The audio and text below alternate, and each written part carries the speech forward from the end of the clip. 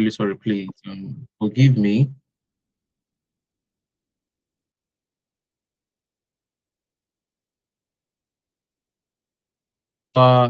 Madam Okeke Esther, please, my sincere apology, please.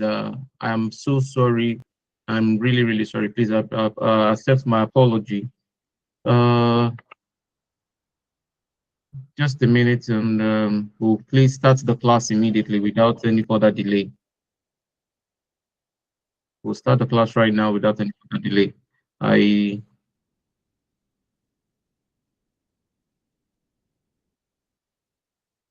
Okay.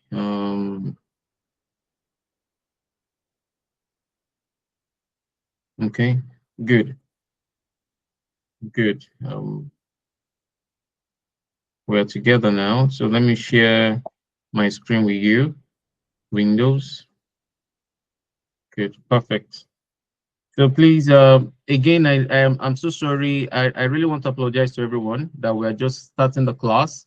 I actually was trying to handle the class from another site, but the network there was very bad, and then I had to quickly rush back to my office. My sincere apology. I was hoping that maybe the network there would actually be good enough for me to handle the class, so I can kill two birds with one stone. Unfortunately, by the time I got there, the network was bad, so I had to quickly rush back to the office so that I can be able to handle the class properly. My sincere apologies. Please, am I forgiven, Madam Gabriela? Uh, okay, Mr. Solomon.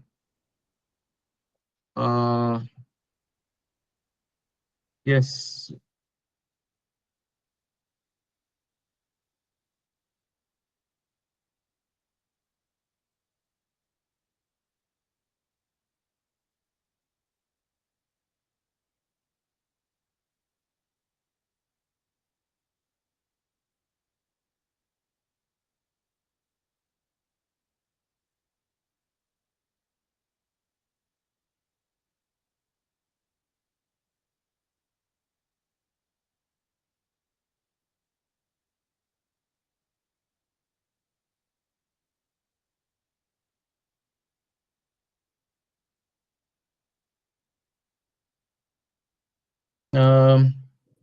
Oga Yuba, thank you very much, everyone. Thank you so much for giving me. I really appreciate everyone.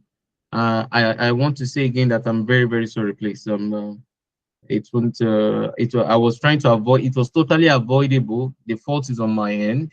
I was trying to kill two birds with one stone. Rather, I will have just adjusted my schedule to ensure that you people are well catered for and well considered. I'm really sorry. Please forgive me. I'm really, really sorry. So today is the last class for the training, and then we'll just have less than 1 hour 30 one let's say 1 hour 30 minutes more for us to finish up. I will try and crash everything into one another and explain as much as possible as I can. And please, you remember the rules of the class. If there's any question, please just let me know, and then we'll pause, treat the question, and then we'll continue immediately. I won't be able to do a little bit of a revision right now, so I will just go straight into the point of the day. And then later on, we will be handling revision of what we studied last week. So please forgive me. We won't be able to do a recap for that of last week. So we'll just go further so that we can actually meet up with time. Kindly please hold on. The coordinator is trying to reach out to me. Mr. Solomon. Yes, I'm here. I'm here. Yeah, you are trying to reach me through the com line. Yes, but it's fine. Since you are here already, it's fine. You can go ahead, sir. Okay, please. Yes. So if you notice, my phone was switched off for a while. I was trying to restart it because of the network, thinking that it will solve the problem, but it did not. So, okay. It's fine. Actually, it's fine. We will just start. Although I will be stepping out. I ought to have stepped out since, but I just needed. Yeah, I know. You told me about the meeting too. I'm so sorry about that. Yes. Yeah, I was trying to solve two problems, but I couldn't. So, without any further ado, last week we talked about PPE, and then we stopped at Where did we stop? Yeah, we were able to discuss PPE, all types of protective personal equipment. We talked about what else? We talked about permit to work last week too. And then I think where we stopped was permit to work. That was the last thing we discussed last week. We talked about the permit receiver. That was the last thing. So before I kick off with full speed, I just need someone to second the motion that we understood last week class. Oga Yuba, anybody, are we good to go? I hope there's no question or is there any question for me from last week, or I can just kick off? Anyone, any But question at all? you can kick off, sir. Okay, thank you very much. So Yeah. we'll proceed from there.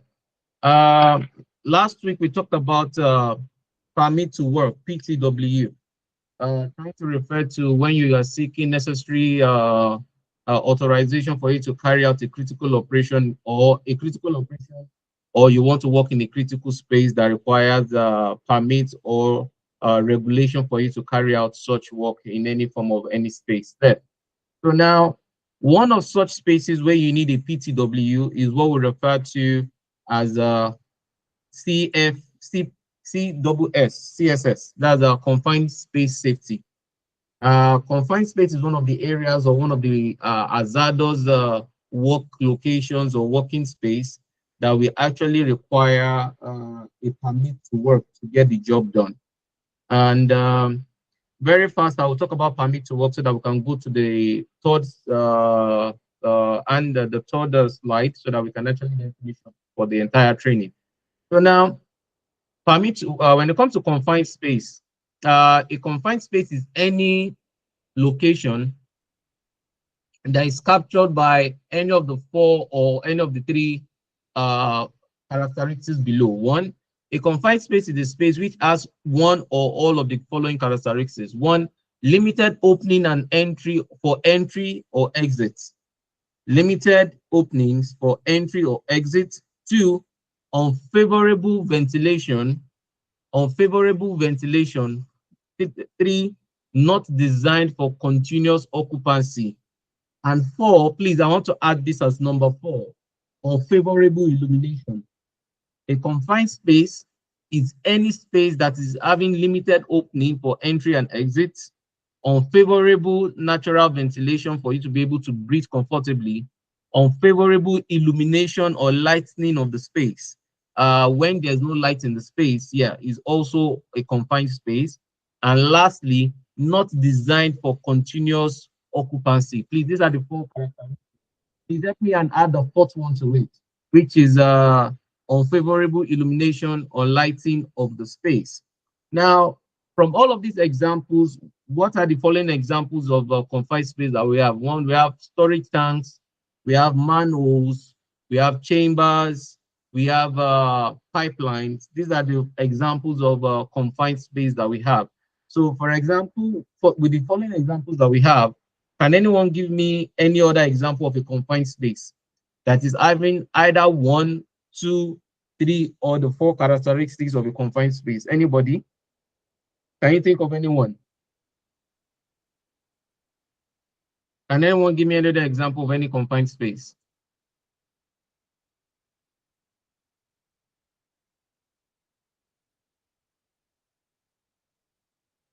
You can just unmute yourself and then you let me know, okay, this is the example of a confined space that you have. Madam Zainab, thank you so much for accepting my apology. Thank you. I just saw the message right now. Anyone? Silos is another example of a confined space. You can also say a silo is also an example of a confined space. So let me ask a question. Maybe this will make it easier. Can a vehicle be a confined space? Can a car be a confined space? Can we say, is there any scenario that makes a car a confined space? Oga Yuba, anybody?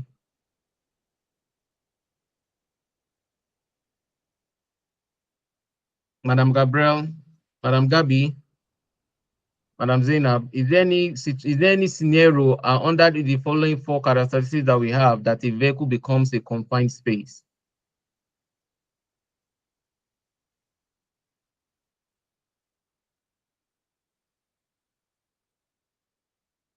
So yes, it is. In a situation where you have a car that is underneath the sun, and then the doors are shut tight and the windows are up, the vehicle automatically becomes a confined space because inside of the vehicle becomes very, very hot, and then very poor ventilation. Even though you have adequate illumination, you have poor ventilation, then the person can either suffocate to death or actually have hypothermia. This has to do with situation of having the person's body overeating, things like that. So Oga Yuba, you raised your hand. Okay, yes, sir. I just thought of another example. Can we Okay. say caves are also examples of confined species? Which one, sir? Caves, Caves, yes. Caves are also examples of confined spaces. They have yeah. poor ventilation, they have poor illumination, and then in some cases, their structural integrity is not that good. So any form of little echo can just lead to a form of rupture, a form of collapse. So yes, Yes, sir. And caves, furnace as well. I think furnace too. tunnels, yes, tunnels too are also confined spaces. Tunnels are also confined spaces, yes. Even mines too are also confined spaces too. So they have poor illumination, poor lighting, poor ventilation, limited entry and exit. Yes, it's also a confined space too. Yes. Even though they have enough room to walk around, but trust me, the air quality there, that's why you see that most miners actually get to walk there with a breathing apparatus, with the with artificial lightings and also electrical mechanical systems, because any form of little fire like this, any little fire can actually create an explosion because of maybe they have flammable gases in the space and all of that. So it's actually a confined space. Yeah. So let's not waste any more time. So what are the characteristics of the following confined space that we have? One, we have we said one, the first one that we talked about was that we said poor ventilation. Now, in a situation where we talk about poor ventilation, is that we're looking at hazardous atmospheric conditions, whereby one is either the oxygen is deficient to the air, or the gases there are flammable, or lastly, they are toxic, or it can be a combination of the entire three altogether. In the case of when you have mining spaces. And because of this scenario, when it has to do with you having toxic or flammable gases, is the reason why we always carry out testing of the atmospheric condition in a confined space. If you remember when we talked about permit to work, we talked about having an authorized gas tester. Let me take you backwards so you can actually see it. Where is it? Supervisor, permit issuer, permit receiver. We talked about having an authorized gas tester, and then the individual, the gas tester is the one responsible to ensure that they test the atmospheric condition of the space, ensuring that and giving you a proper report of, okay, the oxygen level is enough, the oxygen level is deficient, you have there is presence of this dangerous gas or toxic gas, and then they get to give you the proper breakdown. The report of the gas testing exercise or program that was done will then be done to actually will then be used to provide the type of proper breathing apparatus or respiratory apparatus that will be given to the workers to work in that particular confined space. So normally, we all know that when it comes to when it comes to testing the current atmospheric condition of any space at all, you have three different levels. One, you have whenever most of the time, methane is lighter than air, so it will always be at the upper area. Then you have carbon dioxide is the same as air and oxygen, so they're always on the parallel level. And then you have hydrogen is heavier, so it will always be at the lower space of any confined area. So you get to test all of them in that particular space. And then what are the preventive measures you use to work when it comes to working in any form of confined space? One, you have ventilation. There are two types of ventilation. You have the natural ventilation and you have the artificial ventilation. The natural ventilation is when you just open up the space so that natural air can come into the place and then probably reduce the level of oxygen deficiency in that space. Artificial ventilation is when you actually get to use what we refer to as machines. So you can use a ventilator or maybe an air supply machine to either push air into the space or remove air from the space, or you do the both of them together, a combination of the both of them. The second method is isolation. Isolation is where you separate an entire chamber or a particular section away from contacting any form of supply from other points. So for an example, if you are working on a pipeline and then you were told that, oh, there was a breach somewhere and then one of the pipe sections is leaking, or maybe there's a bunkering operation that almost happened, so they damage one of the pipes. So what you need to do is that you segregate or isolate that particular area where you actually want to work or make repairs, so that if there's any issue, it does not affect other areas. So what you do is like you lock the valves and then control the valve, the continuity valve too, and then you have an isolated section that you can actually work with. And the third one is respirators. You know, we talked about providing respirators for your workers earlier on, is part of our PPE. And number 4 is standby and rescue. So you must have somebody. Never allow one person to go into a confined space alone, unsupervised. It is always important you have someone on the standby to protect or to respond should in case there's any issue of emergency. And then it's always very good to ensure that whosoever is standing by should be someone that's actually able to respond appropriately with speed, with precision, and with controlled emotions. So just like, I don't know how many of you here learned to swim at a swimming pool or in a swimming pool, you will notice there's always this lifeguard on the standby. So should in case there's any possible situation that someone is about to drown, the lifeguard will be the one to step in to then save the person to prevent any form of loss or any form of accident.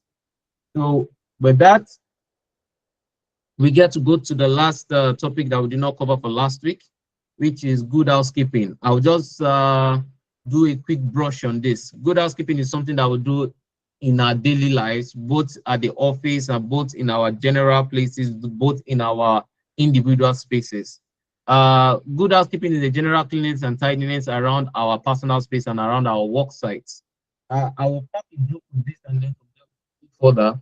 Let me see. How many ladies do we have in the house? Madam Favor. Oh, Madam Favor, you're welcome. Madam Ebonlua, Madam Gabriela, yes. And then, okay, we have, oh my God, Oga Yuba is only male in the figure in the house. Ebonlua, Madam Ebonlua, sorry. Male or female? Ebonlua.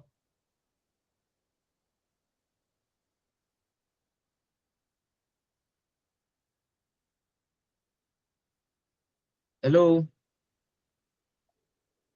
Female. Okay, good. So man, this is going to be a landslide win for the ladies. So okay, so Mr.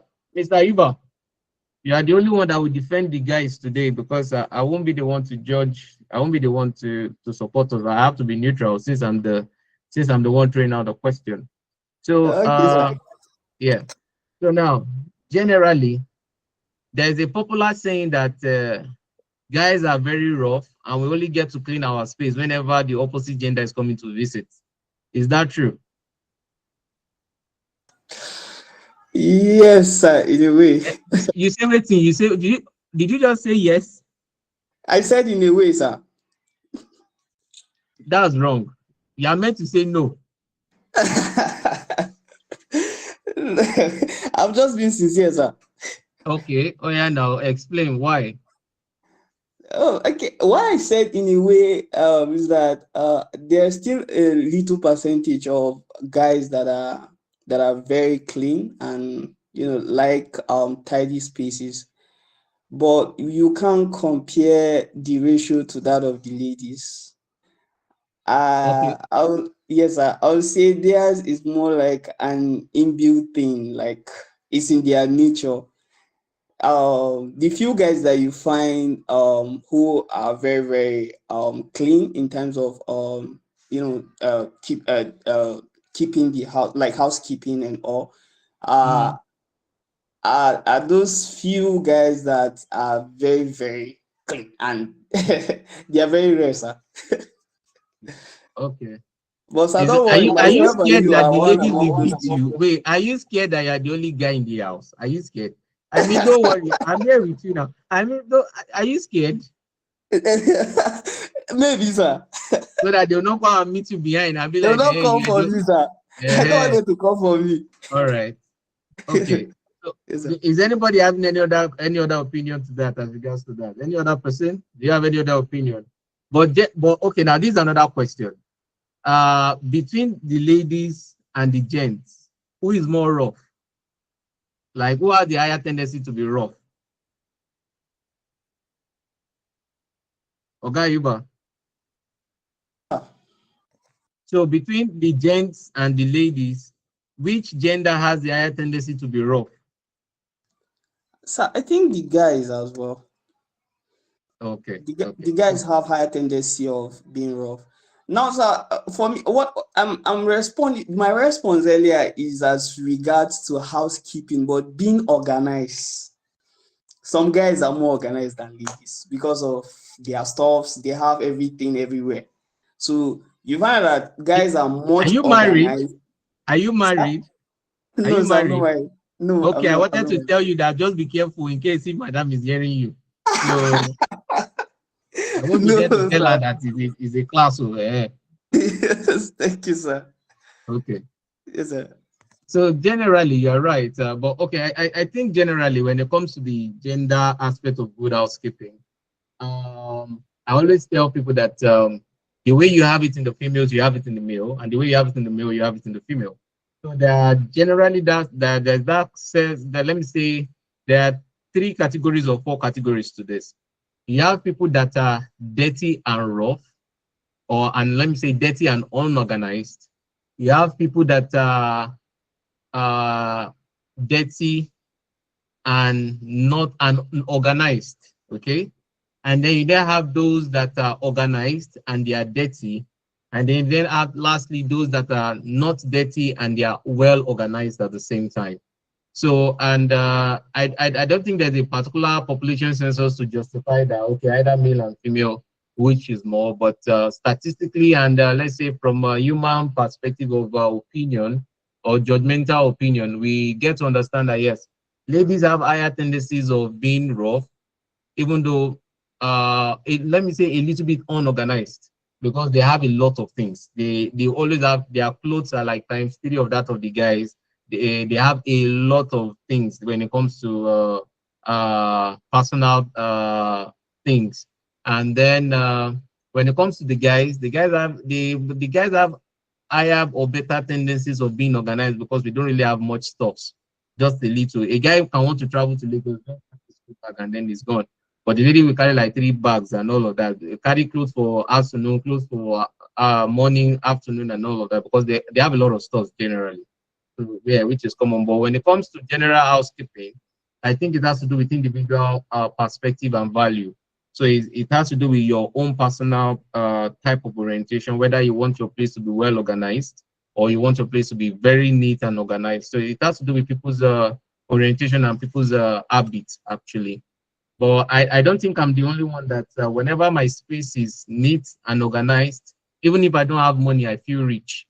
I know when I'm the only one. No. Anytime I'm a bit broke, I don't necessarily need to wait for maybe when my partner is coming around to visit. But anytime I'm not so, or maybe I'm having a particular thing to deal with that I want to solve, I first of all solve my immediate environment. I will tidy up the whole space, and it gives me this sense of encouragement that yes, you can actually solve the problem. So it helps with mental productivity and vision too when it comes to good housekeeping.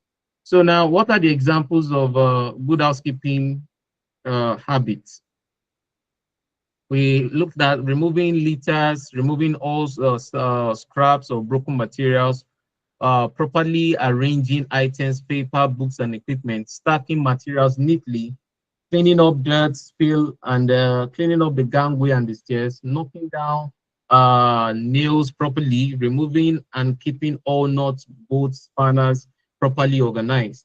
So these are all examples. And how do we get to maintain good housekeeping? One, by ensuring proper general cleanliness, ensuring the initial standards don't drop. The proper personal safety consciousness is another way of ensuring good housekeeping ethics.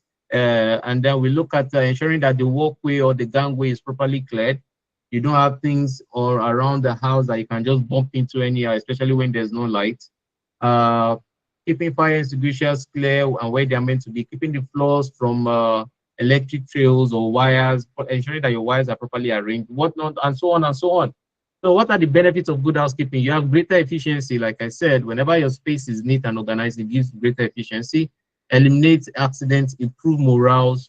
Yes, whenever my space is always neat and very arranged, trust me. So it makes me feel rich all the time. Even when I'm broke, trust me, it helps. And then compliance with the law, elimination of fire hazard, favorable impression to customers, and increased rates of production, and so on. We have other benefits that you can also still read by yourself and then get to familiarize yourself with.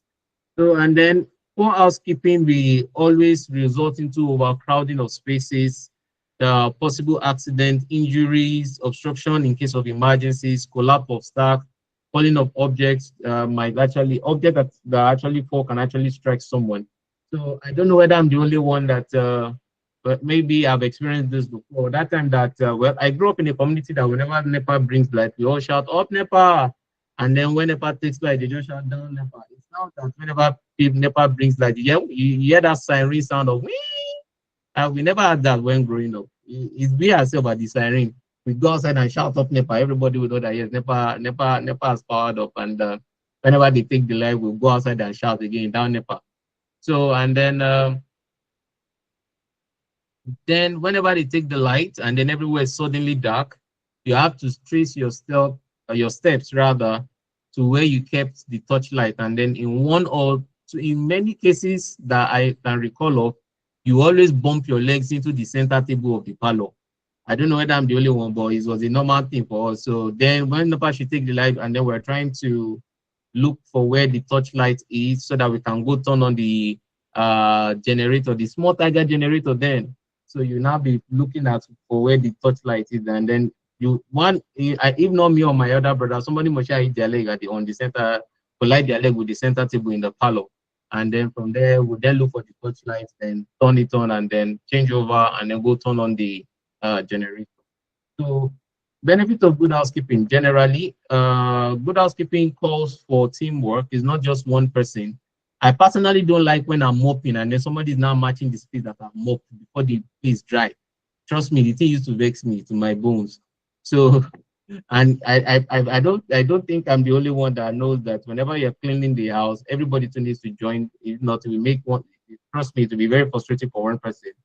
So, and then it's not just the situation of one person is cleaning, another person is dirtying up the space. So it has to be a teamwork. It's actually a teamwork responsibility whereby everybody works together to ensure that the office environment or where we stay or our houses are properly well kept and actually in good condition, that each and everyone can have a productive space to work in. So that is it for that's for last week. And then this week we'll be looking at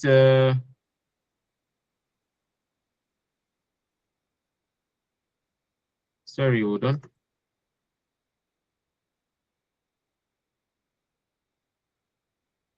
So this week we'll be discussing our area of discussion right now for this week is fire safety. Let me share the slide with everybody so we can all see what we're talking about. We're going to be referring to, this is the topic we're going to be talking about, fire safety. I think we discussed briefly on this during our first lecture, where we were talking about lighting of gas and how you get to, oh, excuse me, and now you get to turn on your gas burners safely to prevent any form of possible hazardous or accidental situation. So the first thing we're going to be talking about today is fire safety. And I believe we all know what fire is. And one way or the other, we've actually made use of fire yesterday and maybe even today. Maybe you were cooking, maybe you were ironing, maybe you wanted to boil rice, you wanted to boil water, you wanted to boil egg. We've all used fire in one way or the other.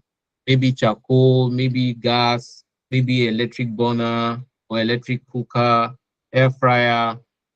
These are all mediums whereby we have a form of fire. But in this case, we're actually talking about physical fire, the one with the flame. That's the one we're actually talking about. So, and in this case, fire prevention is something that requires what we refer to as a timely response, because the faster you can respond when it comes to fire prevention, the better it is. There's no delay in response. I think one of the acronyms we actually have to for fire response is ASAP, as soon as possible. I do it as soon as possible, because you should not wait, because they can actually grow beyond control. So fire is a chemical reaction between fuel, heat, and oxygen. Please remember these three components: fuel, heat or ignition, and oxygen. These are the three elements of fire for you to have a physical flame. And then what we refer to as the fire triangle with these three elements. We have fuel on one side, we have oxygen on one side, and we have heat on one side. Please, underneath heat, you can actually put bracket ignition, which is any form of ignition source that actually ignites the fire itself. So what are the sources of fire that we have? One, we have, when it comes to fuel, we have three types of fuel. We have the solid fuel, we have the liquid fuel, and we have the gaseous fuel.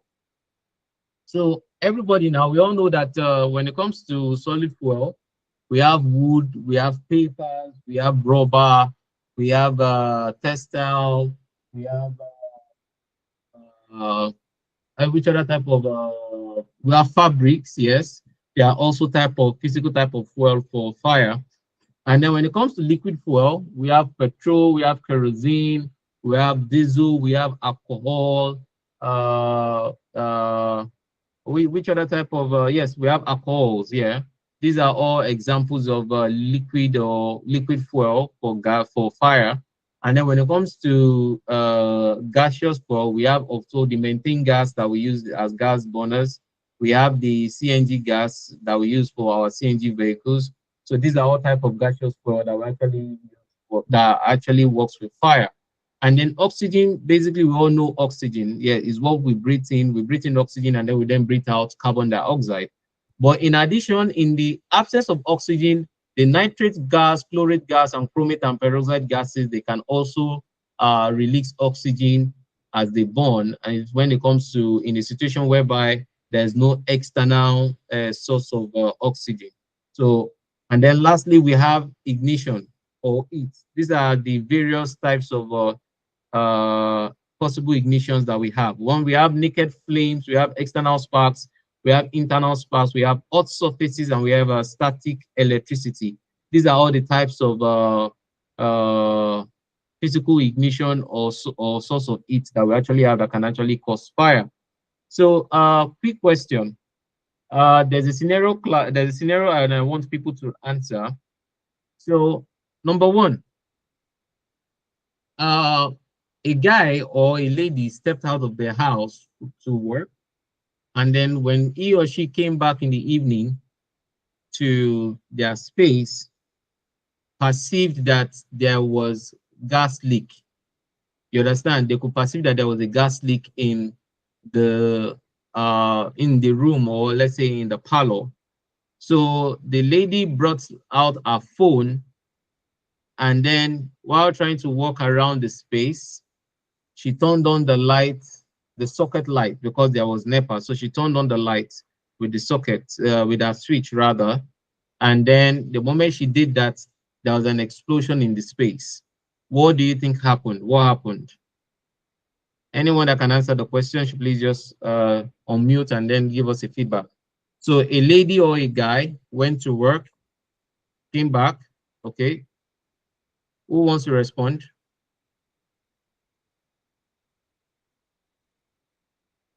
You can just unmute and respond. A lady or a guy went, or a gentleman went to the office, came back from work, and perceived gas upon entering into his living space. He brought out his phone and turned on the light switch, and there was an explosion. What happened? Anybody?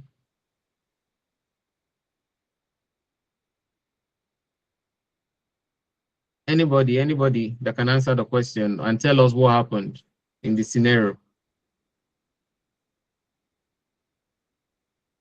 Okay, let me call somebody. Madam Favor, can you help us out to answer the scenario question?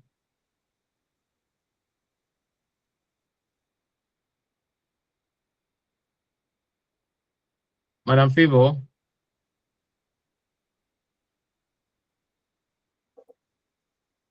Hi, sir, please, what was the question? I just came into the class. I'm having network issues. Ma, you said you are having what? Having network issues. I Oh, just, I I'm just so joined. sorry. I'm so sorry. I actually experienced that too earlier on today. So the question is this: a lady or a gentleman went to work, and after work, he or she came back to our living space. Upon entering the house, he or she perceived that there is a gas leak in the parlor or in the kitchen. Came into the house and turned on, brought out a phone, as like we do whenever we get home, and then turned on lights so that she could see. And then the moment she did that, there was an explosion. What happened? Sorry, I have no idea. Okay, so what do you think must have resulted into the explosion? I would think it's the electrical power. She turned on the light, Okay, so I think that's what caused. okay. Oga Yuba, you want to help us? Oga Yuba, you Okay. raised your hand. Yes, sir. Sorry, sir. I just want to try Okay, from the little I think. I feel the first thing that she was supposed to have done is to open the windows and the doors for proper ventilation so that the gas that was leaking could actually go out, like the whole thing could actually, for ventilation, for proper ventilation. okay, But then I think in regard to what you said, I would say is the ignition between the lights, the gas, and the rays coming from her phone light. Just thinking. okay. So which one are you going for? Which one now ignited the fire? It's the phone.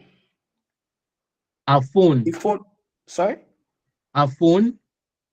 The phone light. Yes, sir. The phone light was the one that Yes, sir. ignited the fire. Yes, sir. Okay. Sir, So yes. good morning, sir. Good morning, Madam Ebun. Please. So which one? What's your own option? I think it would be the light. There must have been a spark when he actually tried to turn on the light. That must have caused the spark and then the Okay. explosion. Yes. Okay. That was what resulted into the explosion. Okay. So, Mr. Yuba, your analysis of safety is correct. So that was what she was meant to do. The moment she got into the house, she was not meant to turn on any light at all, because what actually caused the explosion was the spark from the switch of the lights that she turned on.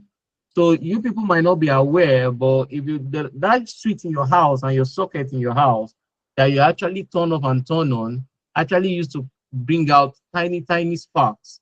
in moment there's an electrical contact between the positive supply and the positive receiver.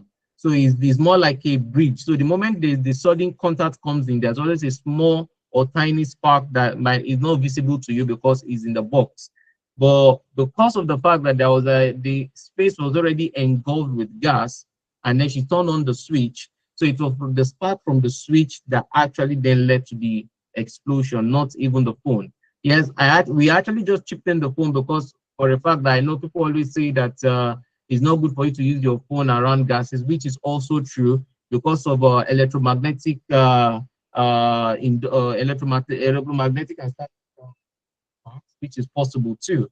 But in this case, it was the lighting switch that she turned on. Gayuba, you were very correct, but you were wrong as regards to the phone. So the right thing to do for her, like you said, was for her to open the windows of the house for natural ventilation to occur, so that the entire gas can actually leave the space of the premises. And the moment she does that, she's actually also meant to step out of the space so that so that she won't get to maybe so that she won't have so that she won't be breathing in the gas itself. So she's actually meant to just open the windows and step out of the space and allow natural ventilation to occur. Then after that, when the whole place is settled, then she can actually then go back in and then she would be safe. So my next question is to Ebonlua. So this is the second scenario question. I believe I'm not the only good cook in the house. Yeah, I'm not a perfect cook, but I can cook. And I believe I'm not the only one that maybe like fries once in a while. You like to have chicken fries. You want to have a fried plantain, fried yam. Let's say maybe it's egg sauce. You want to fry it and all of that. So you get to use oil. And then let's say Madam Ebonlua was having the gist with Madam Zainab. Madam Ebonlua just got back to the house. And then all of a sudden, Madam Zainab chatted out. I'm like, oh, Remy, my friend, I have hot gist for you. They are gisting about one guy like that. I know that's the kind of gist that ladies do like. And then all of a sudden, Madam Ebonlua forgot that she kept either groundnut oil or palm oil on fire, that she was trying to actually, she wanted to eat it up a bit before she get to make use of it, so she forgot. And then each and every one of us, we all know that the moment you heat oil to a certain temperature, it can actually catch fire by itself because it becomes flammable. So she forgot, and then upon getting back to the kitchen, the oil is on fire itself. So, Madam Ebonlua, what would you do in that scenario? Let's okay, I don't we want to know those that can cook for the village now. I can cook. This is where we get to find out. First of all, I will actually open the windows for ventilation, then try to put the pots down first or take it outside. Okay. With the fire burning. I think it has actually happened to me once, truthfully, and that was exactly what I did that day. Please add one that woman to your name. Sir? Madam, I will this your name now. Ebonlua Ojoshikpe bracket yes, Wonder sir. Woman. So well, that was what I did that day. I actually carried the pots down and like opened everywhere, then turn off the gas. Because if you try to, depending on the type of gas you are using, because I was using a camp gas that day. So if I try to put my hand on that to like turn it off, I would probably burn myself that way. So the best way I could do that day was to pull down the pot before turning off the gas. That's why I did that day. Yes, sir.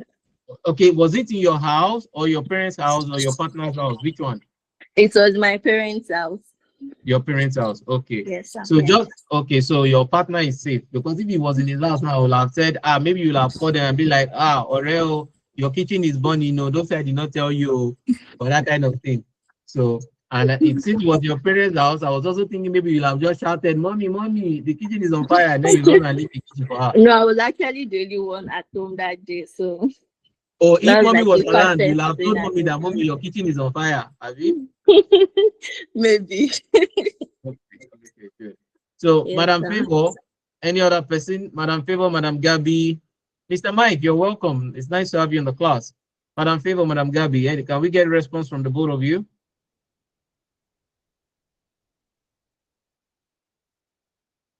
Well, I think she's right. I've not experienced that kind of thing before. Because if I was in my father's house that day, I would have seen Shaggy.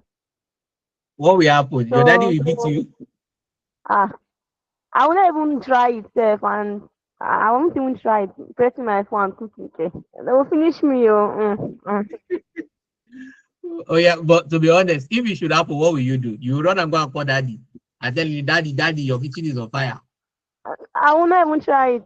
I will have to look for a solution by myself. Oh. Okay, so what would you do if you were the one? Ah, I will There's have to water open there. Oh, you everywhere. don't use water. So no, now I cannot use water. Oh. Why? Like maybe the pot, yes, maybe hot oil inside, and I add water. The thing will splash on my body to cause burns on my body. Oh, okay, okay. Yeah, so I have to look for a way to put down the pot. I open everywhere first of all, so that they will not know. Mm. Wait, is your dad a military person? It's not so, but it's not, but I cannot. Okay, let me ask you a question. Are you from the Western region? Like, are you Yoruba? I'm a do. Oh, normal, normal. Sorry, now I Ah, understand. Yeah, yeah. No, don't explain again. I know what it means. Don't worry. I understand what you mean now. Yeah, it's okay. But normally, when it comes to the Yoruba side, the Yoruba mothers are the one that are mostly the disciplinarians. And then when it comes to the Edo side, the daddies are mostly the disciplinarians. So I understand. It's okay. So, Madam Gabi, what would you do? Your turn.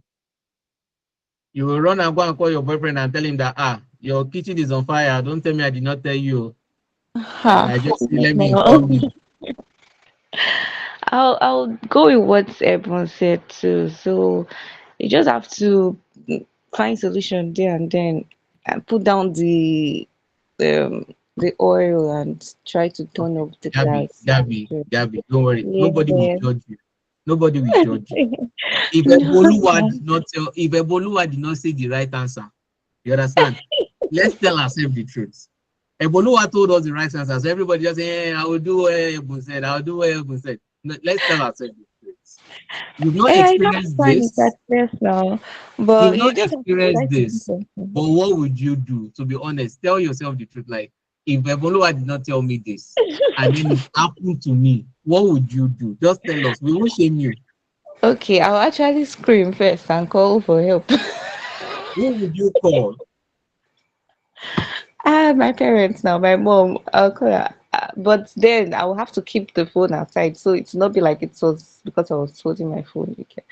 Because Okay. obviously there's always one about that. Yeah. So Okay. So let's say you were in your partner's house. What will you now do? Daddy is not there. Mommy is not there. It's you that is there. And your partner went to work. Oh, yeah, pick one. uh, Chineke. You will run and call the neighbors. Only me. Okay, so I'll have to just find a solution for myself because I cannot obviously Jesus. So what would you think you would have done if you did not know that Ebun said we should do this? What would you think you would have done? I'll first of all bring down the hot oil. That's the first things first. Because any other thing there, before you burn yourself, like if you're trying to do any other thing with that oil on top of the fire, you can actually pour it on yourself. So you have to just bring it down first and then try to put out the fire because I don't know if I'll be able to turn off the gas with my hands there, but I don't know. Anyhow possible. Okay. We just have to try to turn, even if it's from the main source or Okay. Good. yes. So don't worry. Your secret is safe with us. You understand? We will not shame you. We will not, trust me, our lips are sealed. We will not laugh at you. That you are going to shout, mommy, mommy. Don't worry, we are good. We are good. It happens. Madam Etima, can you tell, please, can you tell us what you would do in your own case? Please, if I have fire outbreak, break, Yeah. please, Yes. I was not there from the beginning. Please, can you take back the question? Oh, thank God we can catch you red-handed. Now, this is the scenario question. Please, do you mind if I ask? Yes. Do you have a partner? No. Okay, thank you. Now, don't worry, your partner will not know that you failed the question previously in this case. Okay. So now let's say you went to your partner's house, or you were in your parents' house, or you were in your own house. These are the same scenario question, but let's say three different locations.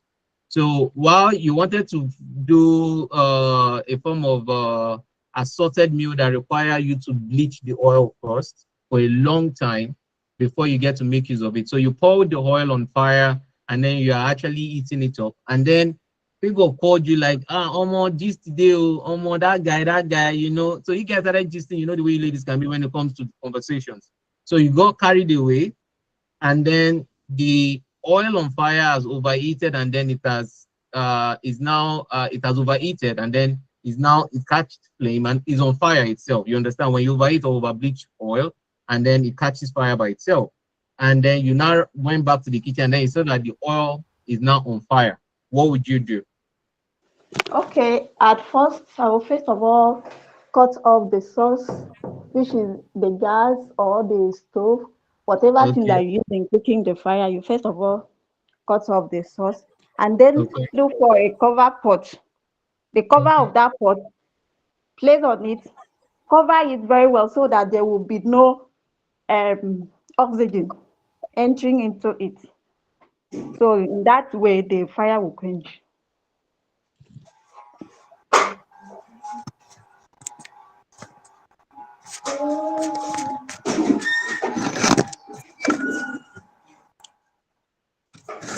Wow. Miracle. Okay. Madam Etim, I'll close this door now. Madam Etim, has Yes, this happened to you before?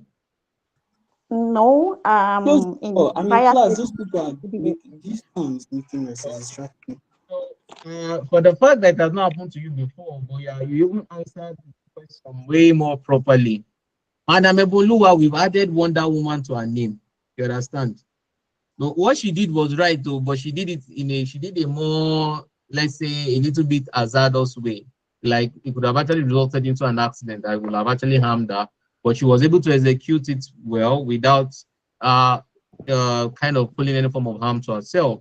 So when anyone is having such a scenario, please, to the guys, I'm not putting the ladies alone to the kitchen. No, this is for everybody. I cook, my brother cooks, so it's not cooking or kitchen duties is not for women alone in this case. But I just want this to as this case study right now. Don't worry, ladies, I'll fire back to the guys. Want it to be balanced when the time comes. So the best way is that the first thing, just like Madam Etima said, is to turn off the gas. You turn off the source of the fire, or the source of the heat itself that you are using to heat up the oil. You turn it off. In this case, we are talking about the gas burner. You turn it off. The next thing to do is to look for the cover of that particular container you are using and cover it up. The moment you cover it up, you've starved that particular fire of oxygen, which is you removed one component of the triangle, and then that way you don't have physical flame anymore. So by the moment you cover it up with a cover, you start the fire of physical flame, and then you've even been able to contain the physical flame itself. And then you can then properly then take your time, not take your time, but like really take your time to get your napkins or your rags to carry it, because at that moment it's going to be very hot. You use it to carry the pot and take it outside, or drop it on the floor, or maybe somewhere close to a ventilation point, and then you take so that the place can be ventilated, And the next thing you then need to do is to open up the space properly. If the place is not properly opened, or let's say the windows are not well opened, you ensure that you open up the doors, open the windows for proper ventilation, because at that moment you will have start having this very toxic type of choking, what's it called, smoke, white smoke, that will actually be choking you, that it will feel as if maybe there's tear gas in the space. So that's the right way to actually address it. So for Madam Ebonluwa, you just carrying the fire outside without covering the pot is a bit dangerous, because any small wind can just blow and then blow the fire towards you. It should, in case it's a bit windy and all of that. But and in case if you don't have the cover of the pot, what you can just do is just to soak a napkin, any napkin, in water. The moment you soak it in water, you just use it to cover the pot. It also eliminates oxygen, and also that will stop the fire of any form of physical flame. So those are the ways, or the best ways, to actually address the situation. But I know there are some, as tush people that we have in the house here, some people have fire extinguishers in their kitchen, which is actually a very good one. But the moment you use fire extinguisher in that kitchen, you know that definitely you are going to be doing complete good housekeeping to clean up the entire kitchen. And whatsoever you have on that burner, you won't be able to eat it again, definitely. So those are the right ways of actually addressing all this. I know some people will tell you that please don't, in any case, please don't use water, because the moment you pour water into hot oil, it will start erupting. And then, like Favor said, it can actually then create a burn or splash the oil on you, that it will now result into a skin burn. So please don't use water. So what are the types of fire that we have? Let's go further now. We have class A, class B, and class C, class D, F, And and class K. electrical fire. No, we have electrical fire. We don't have class H. So K, we K. have, yeah. So we have, wow, that's nice. So you have A, B, C, D, F, electrical fires. So now class A type of fire is the type of fire that we know that has to do with solid fuel. Those are the type of fire that we have for solid fuel type of fire. Class B type of fire, we have two types. We have B1 and B2. I repeat, class B1 and B2.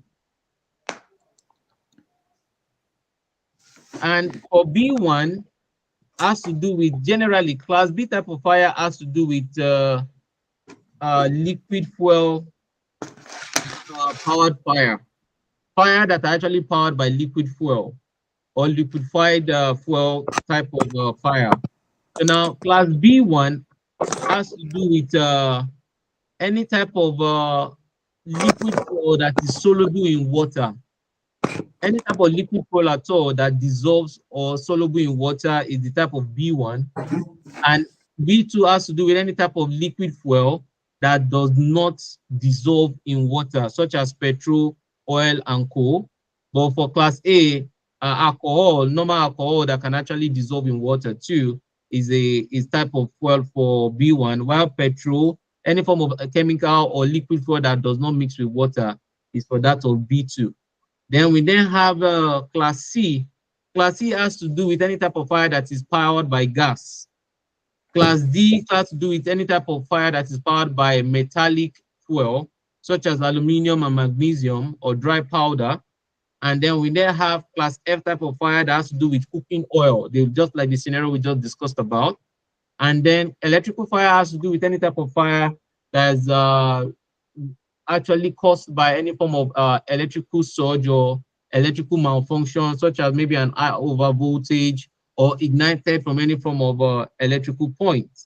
And then class K too, just like she said, has to do with any form of type of fire that has to do with any form of cooking medium, which is a little bit or closely related to class F.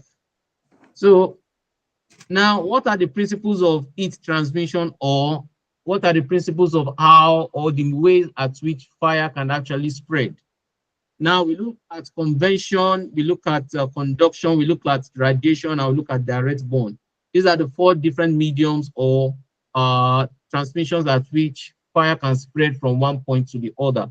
Direct burn is what I believe each and every one of us will have a good knowledge of, whereby a physical fire or a flame is having contact with any type of fuel, and after some time or immediately, depending on the type of fuel, the fuel will then radiate the fire and all of that. While radiative fire or radiative transmission is the type of heat that you experience around the immediate perimeter of an ongoing type of fire. So now, for example, for those of us that went to boarding house, if you remember very well that there's what we call labor, whereby they will share portion for students so that people will clear it. And then we have general housekeeping, whereby all the junior students and some senior students that are not yet seniors will be ordered to go around and pick all the debts. And then you'll be taking them to a dump site where you have the debts. I know most of the time the dump site is where we actually used to burn all those debts. So now one of the seniors will go there and light the fire, and then the fire will now start growing from a very small fire. It will start growing gradually. And then you then discover that while you are trying to draw or throw the debts into the fire, at some point you will not be able to walk close to the fire again because of the radiative heat emitting from the fire itself. And then if there's any form of any type of fuel that can literally pick or be transmitted to, such as maybe gas or such as maybe plastic that is very close to the fire that you see start melting or start crumbling, that's the type of effect of radiative transmission of fire. Then convection and conduction has to do with general laws of osmosis, transferring from an higher concentration to a lower concentration or lower concentration to higher concentration. You can just do a little bit of read up on it. It's just a very simple medium too. And then with that, what are the causes of fire? One, we have consumable materials, we have flammable materials, electrical issues, earthworks, machines and equipment, waste materials, dust, trash, and then we have what's careless smoking. These are all the examples of possible causes of fire.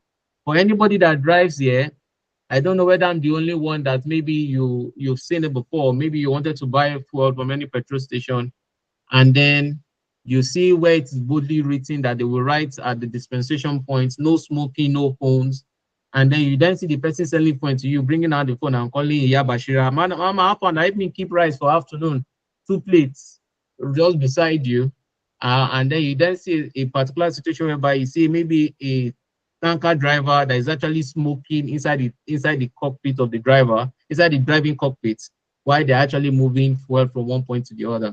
So these are all, let's say, dangerous habits or careless habits, which we refer to as unsafe acts that can actually result into a fire accident.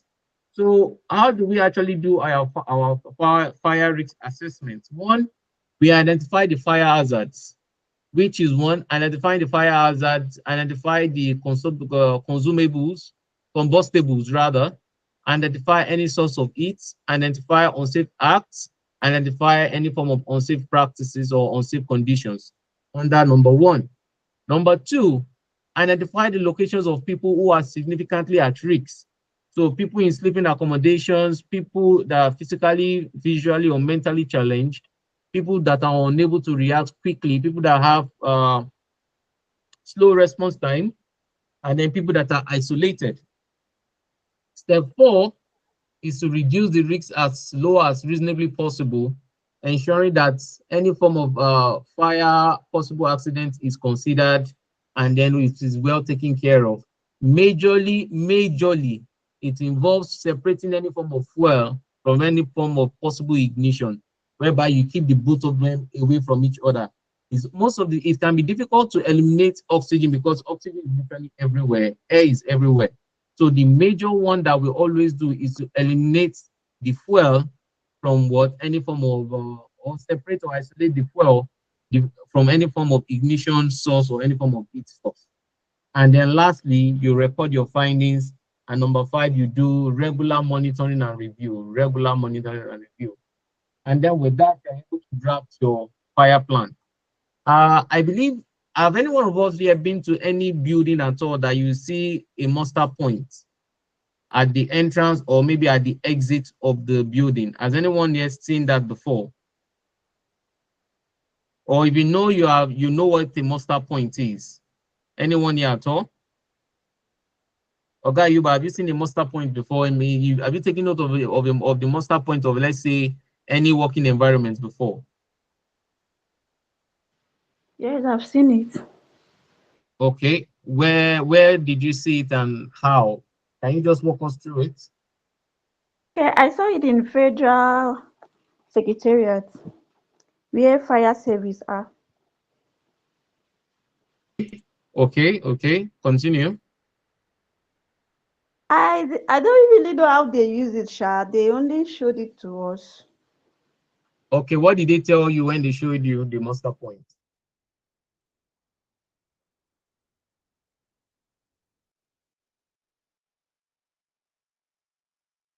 Okay, they did not really. Okay, Oga Yuba, can you take it from there? Sorry, sir, can you come again? Have you noticed a muster point before in any working environment?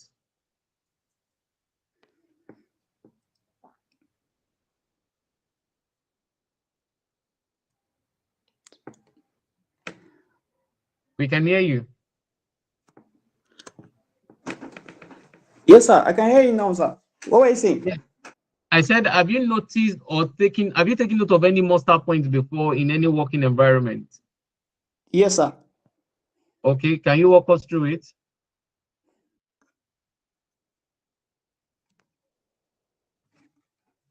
Where you saw it, for example, oh, this was where I went to.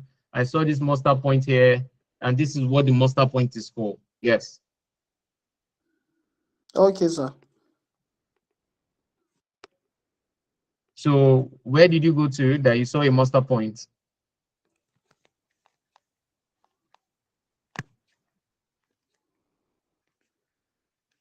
Okay, are you there?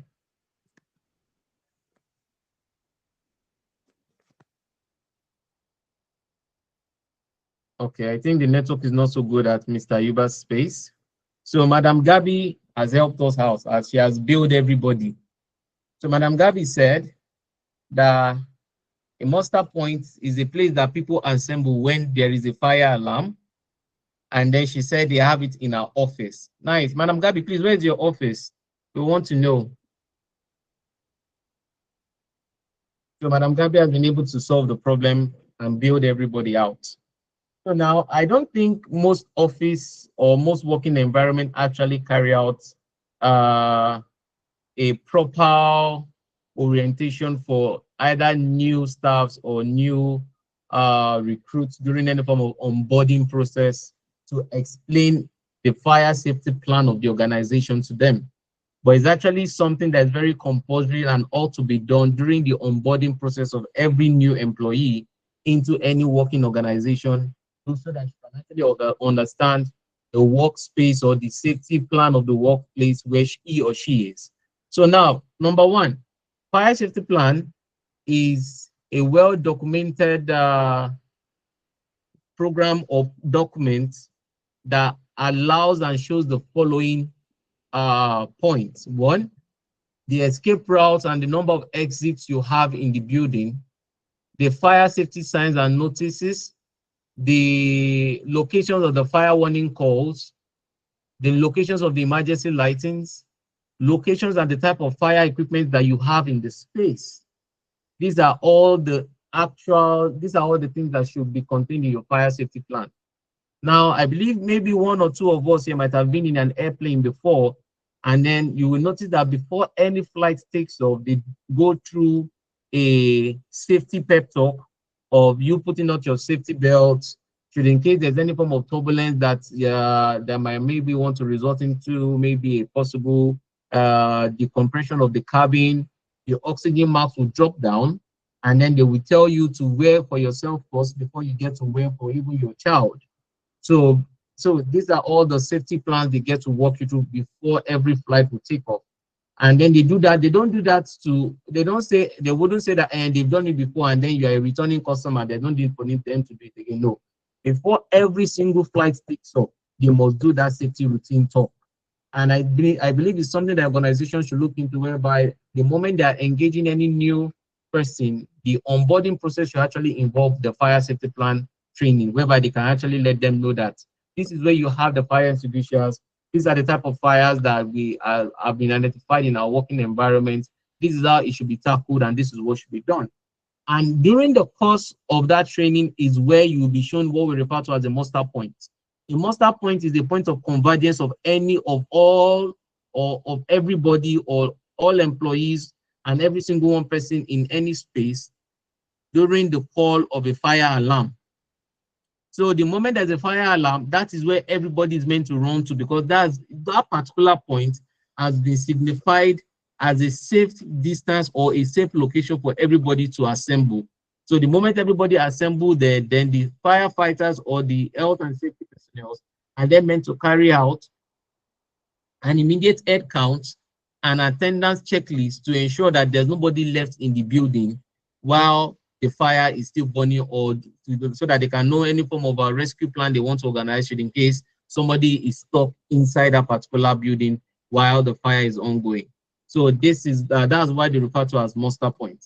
So now with that, putting that in mind, what are the elements of fire prevention when it comes to fire safety plan? Is for you to list all major fire hazards. You need to be able to identify all the possible type of fire hazard you might have too in that particular space.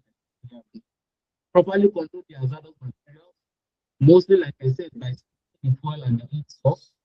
Control potential of ignition source. List the fire protection equipment so that everybody can have good sense of, oh, this is where fire extinguishers are, this is where the fire hoses are, so that they can actually respond in time. Regular inspection and maintenance is very important.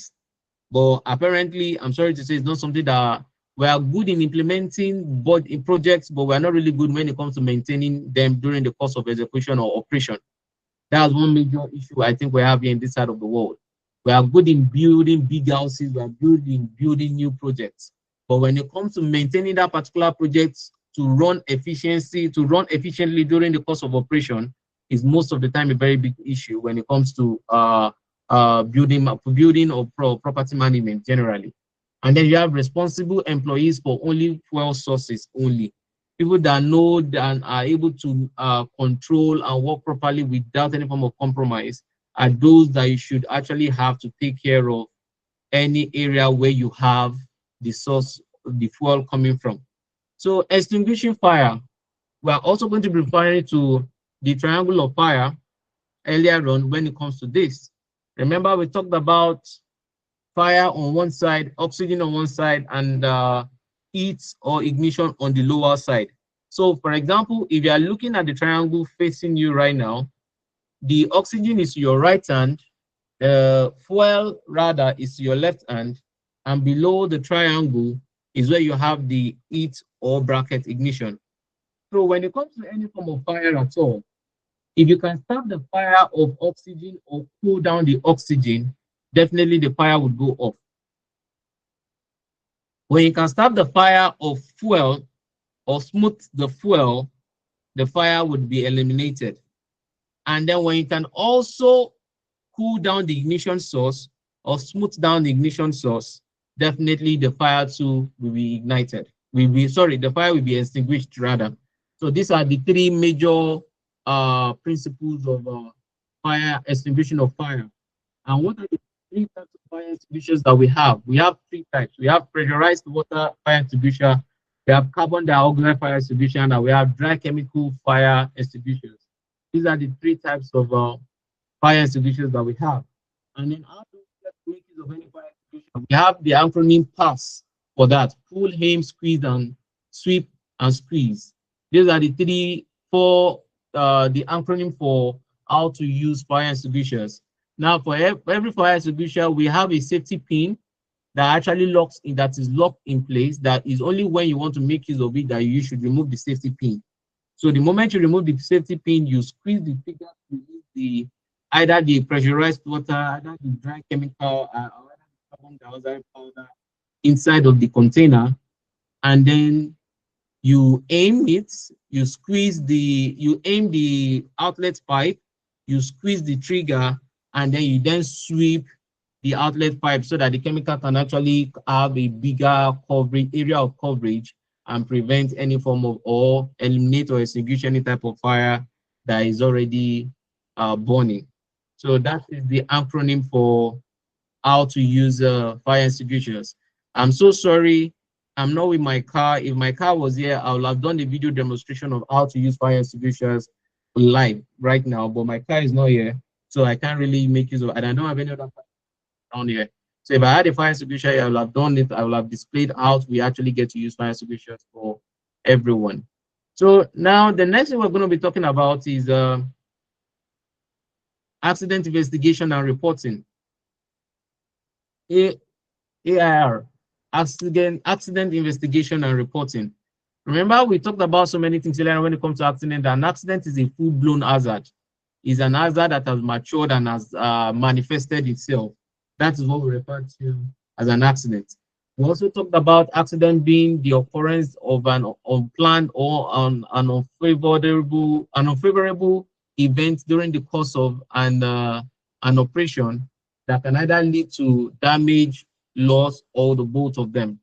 Is unplanned and is an unfavorable condition that can occur during the course of any form of operation that can either lead to loss, damage, or the both of them. And remember, we also said accidents are caused by two things, either unsafe acts or unsafe conditions. So now, what is the purpose of accident investigation? Now, the purpose or the aim of accident investigation, one, is to prevent reoccurrence, determine the costs of the accident, what the accident has actually cost us. To be able to know what actually led to the accident is number three, payment of compensation, legal requirement, and compilation of data. These are the 6 reasons why we carry out accident investigation. Number one, to prevent it from happening again. Number two, to know what the accident has taken from us. Number three, to know what led to the accident. Number four, so that we can pay compensations. Number five, for legal to meet legal requirements. And number six, to compile data for research and future reviews. These are the 6 reasons why we carry out accident investigation. Now, what are the procedures of accident investigation? One, you secure the accident scene. Two, collect the facts about what happened. Three, develop the sequence of events. Number four, determine the cause or the causes of the accident. Either it was an unsafe act or an unsafe condition or the both of them. And then recommend corrective actions and improvement. And number six, write your report. Number one, secure where the accident happened. Collect the evidences and the facts of what happened, about what happened. Develop the sequence of events of how it happened. Determine what led to it, either an unsafe act or an unsafe condition, or the both of them working together like 5 and 6. Recommend corrective actions and improvements on how things can be properly done, and write your report. These are the things we refer to as the procedures of accident investigation. And two, what are the accidents that we need to occur? Or what types of accidents do we need to occur? One, any accidents that we have a near miss, we must investigate it. That we don't have an injury or a damage does not mean that we should not investigate it. There was an accident that led to a near miss, we should ensure that we investigate it. Number two, any form of accident that we know that there's an injury or led to an injury, we should investigate it. Any form of accident that led to any form of fatality, we should also investigate it. And lastly, any form of accident that leads to property damage or damages, we should learn to also investigate it. So now, what are the pitfalls we should avoid during accident investigation? Never put yourself in the role of a policeman. The moment you put yourself in the role of a policeman, trust me, you will lose the confidence of the people and they won't be able to open up to you. The reason why we use the policeman theory is because of how we view policemen right here. You understand? That's why we say never put yourself in the role of a policeman. Always try to be neutral. The moment you enter into the accident investigation neutral, you open yourself up to be able to secure observations from or feedback from every single point of view of the observers or those that actually viewed or saw or eyewitnesses of the accident. Now, number two, start off with a pencil and paper in your hand. Do not start off with a pencil and paper in your hand. So I don't think I'm the only one, but I believe I'm not the only one on this table that the moment I see someone beside me asking me questions, and then you have a biro and a paper or a pencil in your hand, trust me, I will hold back some information because what might come to my head is that next thing I will hear that they say Tokwe said all those kind of things. And then never pin a blame. If you're investigating an accident and then you're saying, and your car and I fly road, I've been that man be the overspeed. No, you are there to investigate, ask questions. Don't lead witnesses whenever they are actually giving you or telling you the scenario of what happened or giving account of what happened. And don't ask closed-ended questions. Now, personally, when it comes to asking closed-ended questions or having open-ended questions, I believe it requires a lot of emotional intelligence. There are people that you know that they can put their emotions in check, that you can actually ask them open-ended questions. And then there are people that you know that they can't put their emotions in checks and you need to ask them closed-ended questions. So you need to have a lot of you need to be able to discern emotionally, intelligently, emotionally, to be able to tell if you are asking a witness, you need to be able to ask whether open-ended or closed-ended questions. Now, when you report to an accident scene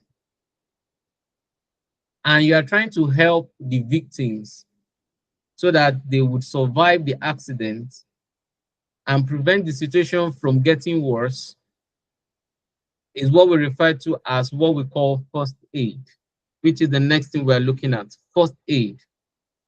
First aid is the immediate treatment or help given to an injured or a sick person using the available materials around at that time before the casualty of the victim is taken to the hospital. The first aid is to ensure that you are helping the person to stay alive or to prevent the case from getting worse so that the person can actually then get to the hospital and have a proper treatment.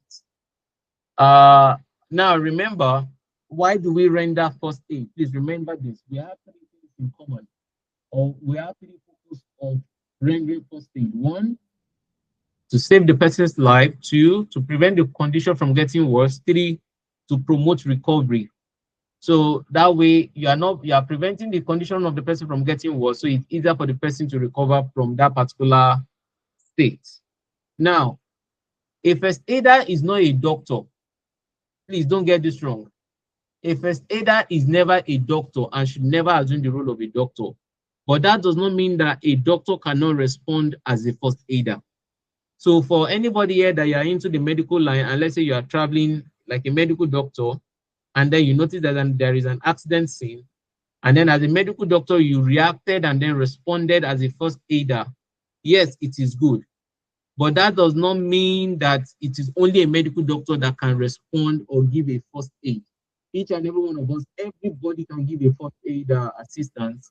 It's just that you must know what to do and how to do it properly. A first aider's duty ends as soon as the doctor takes charge. So that's why if you notice, federal personnel that give first aid response to accident victims don't assume the role of medical doctors when they get to the hospital. They have this role of saving the person's life, ensuring that the condition of the person doesn't get worse, and promote recovery and quickly transport the person to the nearest hospital and hand over the victim or the individual to the official and proper medical personnel to take full control of the person's treatment and nurturing the person back to health, to life and back to health. Now, the three aspects of first aid: when we have information, we have fear and reassurance, and we have fast and brief. One, you have to be very, very considerate and very, very intentional and careful with the information you keep or you spill during a first aid response. Now, God forbid, you're attending to, you saw an accident scene and then you decided to respond.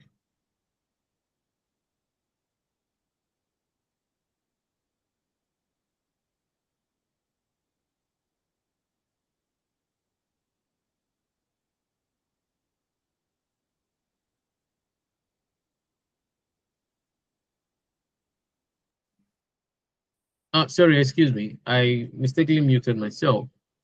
Okay, this is 11:17. We have just few more minutes left, 15 minutes left. So now you are responding to an accident victim on the roadside, and the person is having fracture. You can physically see that the leg is broken into two, and even let's say where the leg is not meant to bend is actually having a bend there that you can see physically. And because the person is having high rush of adrenaline hormones, that way the person is not feeling the pains. And then the person is asking that, bros, my leg, I can't stand, I can't move it. What's happening? Then you are like, oh, okay, your leg don't break. Oh, You should be able to know the type of information you are giving to the person. God forbid you are a first aid response or a first aider to an accident scene where a nursing mother had an accident and then you literally saw that the baby is dead, but the mother is still alive and unconscious, and you are trying to revive her, and then she's asking for a baby, and then you now tell her that, madam, sorry, the Lord give it and he take it. No, you should not do that. You should be careful the information that you actually get to dispose to an accident victim during the course of a first aid response. When it comes to fear and reassurance, you need to know how to show boldness. Because the moment you start panicking that you're trying to save the person's life, the person will now start panicking on the double scale level. You need to let to show fear, you need to let to show courage and reassurance, not to show fear. Show courage and show reassurance. And then you have to be very fast and brief. Anything you're going to be doing should be very fast and very quick. Like I said, it should be a quick response. And now, what are the qualities of a good first aider? The qualities of a good first aider as follows: observant, careful, confident, resourceful, tactful, sympathetic, persevering. These are all the qualities of a good first aider. And how do we get to carry out first aid treatments? One is assessing the situation. Two, diagnosing. Three, treatment. Four, disposal. Assess the situation to know what to do. You diagnose to know the person's condition. You treat the person to ensure that the person stays alive and the person's condition is not getting worse. And then you dispose when that disposal is what you do when you hand over to the real professionals when they get to the accident scene to take over from you. Is what I will refer to as what disposal. And now these are all the in various situations that we need first aid response is one we have severe bleeding, unconsciousness, convulsion, epileptic fits, choking, drowning, shock, electrical shock, poisoning, bones and skulls. We have fractures, and we have in a situation where we have multiple cases working together. But in each of these scenarios, it is very important to have a first aid response in each of these scenarios. Next, we look at what we refer to as CPR, cardiopulmonary resuscitation. This is popularly referred to as everybody as what we refer to as the kiss of life, whereby somebody is dying or somebody is experiencing, someone is actually unconscious, and then you need to bring the person back to life. So you need to carry out what we refer to as CPR, what people generally call cardiopulmonary resuscitation, or you call it kiss of life. The ABCs of kiss of life or CPR: one is airways. You breathe for the person and you ensure that the blood circulates. Number one, clearing the airways is by putting the person in a proper position whereby you remove any form of obstruction. I wish I can actually put somebody up. Maybe we have the volunteer. If we were in the class, I will have pleaded for a volunteer so that we can actually demonstrate all of this. But since we are not, I'll just go through it, and then please, you can actually do further research on this. The next thing is to breathe for the person. So you get to put your hand on the person's nose or the person's mouth, and then you get to breathe for the person so that to prevent any form of direct contact between you and the person because of fluid, should in case the person is actually passing fluid. Or and also in a situation whereby you don't have the CPR apparatus. That's what they actually refer to as the breathing apparatus or CPR apparatus, where you can actually use if you want to breathe for someone. And then you carry out circulation. Circulation is when you get to pump the person's chest or the heart so that blood can circulate around the body. You compress and depress, you kind of pump the person's chest or the heart so that the heart can actually pump blood around the person's body. So, but please kindly take note because this more me like doing a super brush up on this. CPR in children is different from CPR in adults. So please just kindly, I beg of you, please just go online, maybe to your YouTube, and try and read up more when it comes to CPR in adults and CPR in children. So now wrapping up, the last topic we'll talk about before in the next 2-3 minutes is unsafe acts auditing. Unsafe acts auditing is a program designed to enable a company to identify the level or the types of unsafe work practices displayed or engaged in by their employees. Unsafe act auditing, again, I will say, is a program designed to enable employers or companies to be able to observe the level, identify and observe the level or the type of unsafe work practices engaged in by their workers or employees. And now, what are the objectives of unsafe acts auditing? One, to increase safety awareness, raise standard, promote communication, motivate employees. These are the four major ways that we actually four major reasons why we carry out unsafe act auditing. Motivate employees, promote communication, raise standard, and increase safety awareness. Now, remember we define unsafe acts, right, as any form of conduct by any employee that can result into injury, possible loss of damage. That is what we refer to as an unsafe act from any form of, when we're talking about accidents.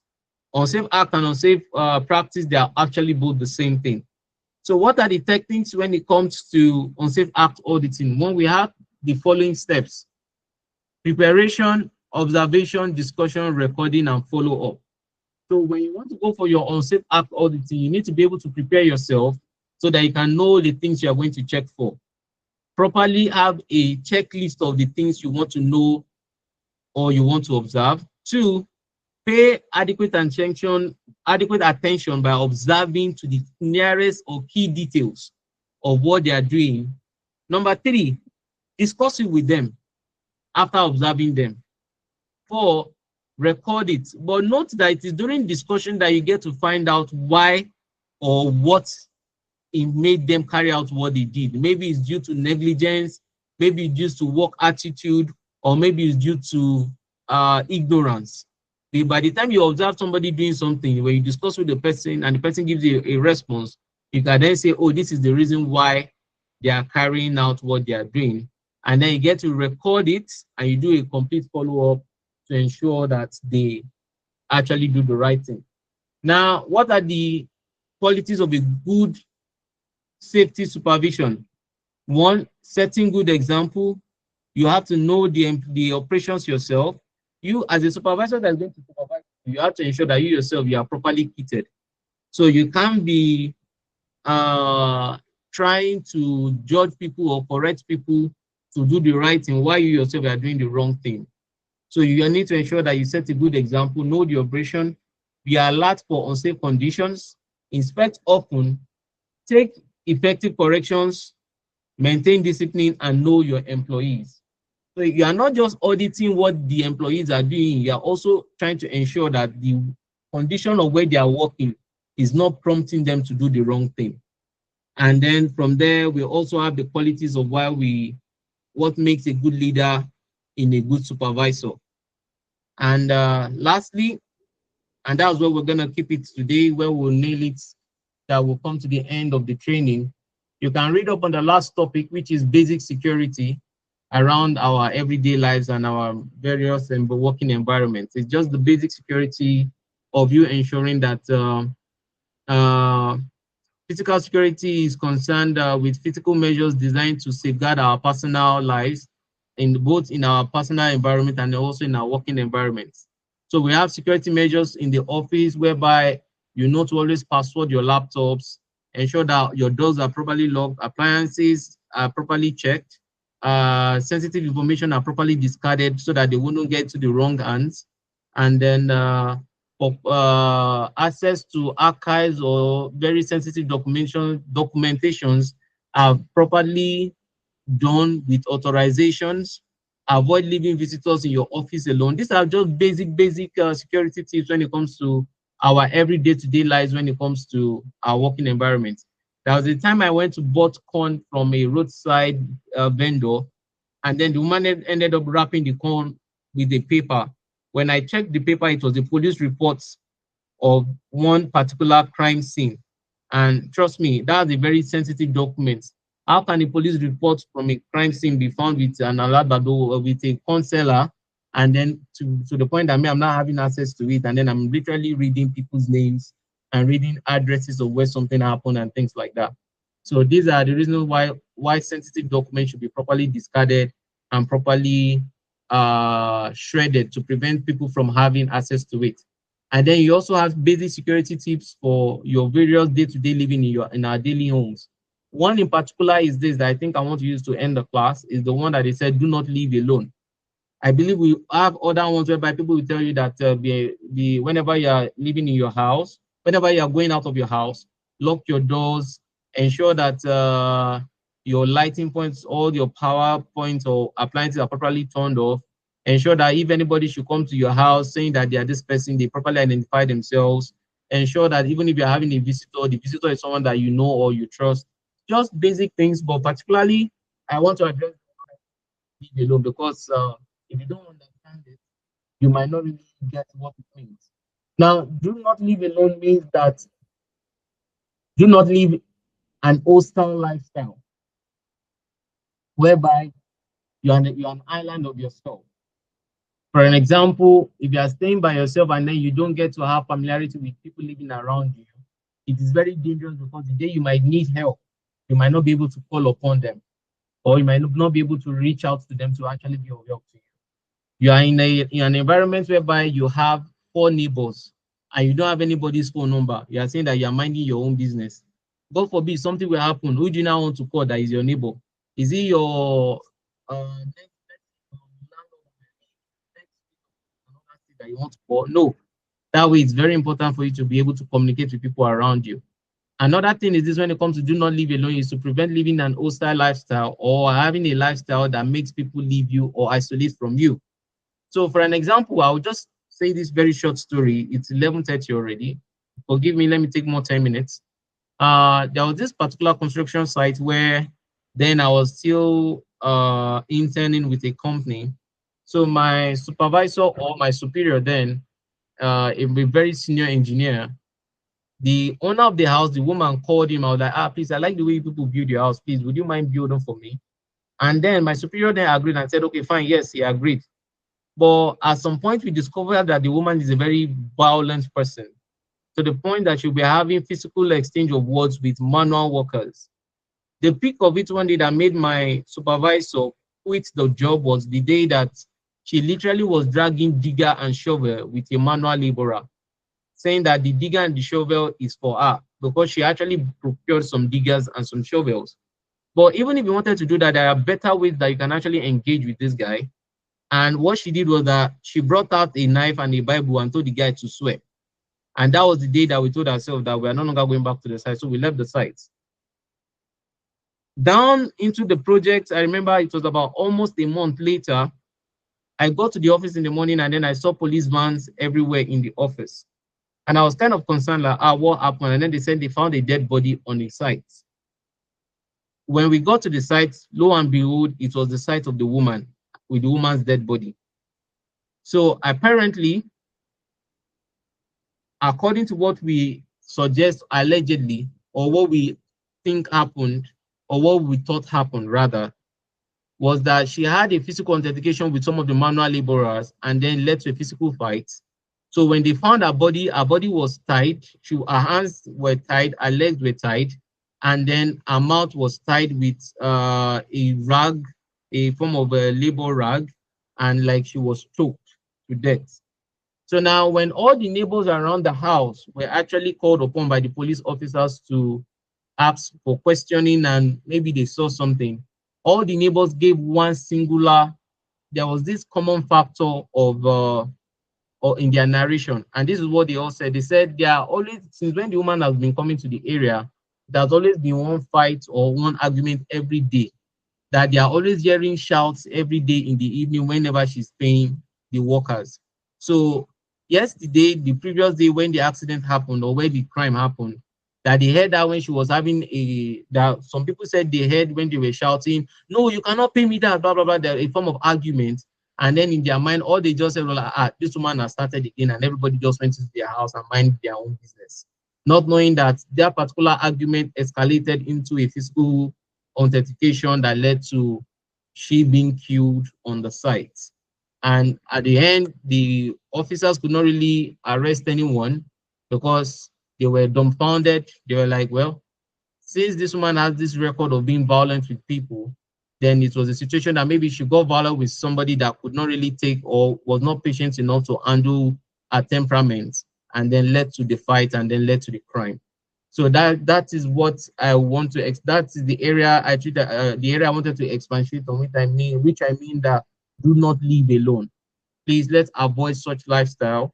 Let's avoid putting ourselves in an area or in a scenario that actually poses a level of danger or threat to our lives, working environments, properties, or assets. With that, we'll come to the end of the training. And quick announcement, the exam timetable will be communicated to the group on the WhatsApp group. And then both your username and your password so that you can write your exams. It will be communicated. The details of the exam will definitely be communicated to everyone by the management team. And then after your exam, if you pass, the necessary key steps will be communicated to you too for proper recognition and certification. Thank you very much. Once again, I'm very sorry that we started the class late, and my sincere apologies. Please, do we have any other question before we call it a day? Is anyone in the house having any questions? Please, if you know you have questions, please just let me know. If you don't have any questions, then we can shut down and thank God for a successful time, because it has been we started 3 weeks ago. Yes, when we had the first class, then 2 weeks ago, rather, sorry, we had the first class, and last week we had the second class, and today we're having the final class. So please, any question? Madam Favor, Mr. Yomide, Madam Ebun, Madam Gabi, please, any question? If we don't have any question, please, we can just, so that we can call it a day, and then we can all have our lovely weekend. No questions? Madam Gabi, thank you very much. I really appreciate the applause. Thank you so much. So, in the absence of any other question, I really want to say a very big thank you to everyone. It was a lovely time sharing and talking to everyone, sharing knowledge, learning from you people, where we actually got to share a little bit of our life experiences, both in our personal life and work environments. Please, like I said, the exam details will be communicated to everyone. And from there, you'll be given the details of how you're going to be writing your exams. Please enjoy your weekend, stay safe, and please try to read up on the documents that have been forwarded to you in preparation for your exams. And should in case you have any questions, please, you can also reach out. Should in case you don't have the question right now, and you feel maybe you want to reach out later on, Mr. Solomon, okay, I think he has gone out. So please, I'm dropping my number. So should in case you have any question later on, please, you can reach out to me. I would still answer your questions. In case maybe you don't want to ask the question in class, there's no stupid question at all. Trust me. I would rather ask the question so that I don't make any mistake at all. So my number is 08134557827. Again, 081 34 55 7827. For the last time, 0813455 7827. That's my MTN number. That's also my WhatsApp line. So please, you can just reach out if in case you want to ask me a question, and then please, I'll be able to answer your questions and give you a proper feedback. And also, please, lastly, please just enjoy yourselves, and please stay safe and have a lovely weekend. Thank you, sir. And you Thank you, too. Madam Emoluwa. Thank you so much. Yes, sir. So, Madam Gabi, please enjoy yourself, enjoy your weekend, and we're done for today. Thank you, sir. Yeah, Mr. Mike, please enjoy your weekend. Madam Favor, enjoy your weekend too. Thank you, sir.